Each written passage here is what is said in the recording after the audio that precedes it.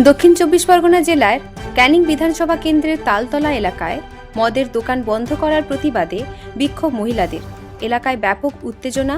ঘটনাস্থলে ক্যানিং থানার পুলিশ রাস্তার উপর কাঠের গুঁড়ি ফেলে অবরোধ করে বিক্ষোভ মহিলাদের এলাকায় কেন্দ্র বাহিনী পৌঁছয়। ঘটনাস্থলে লাঠিচার্জ করে। কাউন্টার এখানে আমরা রাখতে চাইছি না, কেননা আমাদের ছেলে মেয়েরা স্কুলে যাচ্ছে, মদ খাচ্ছে, টিটকারি মারছে, মেয়েদের ইয়ং মেয়েদের কিসের জন্য টিটকারি মারবে?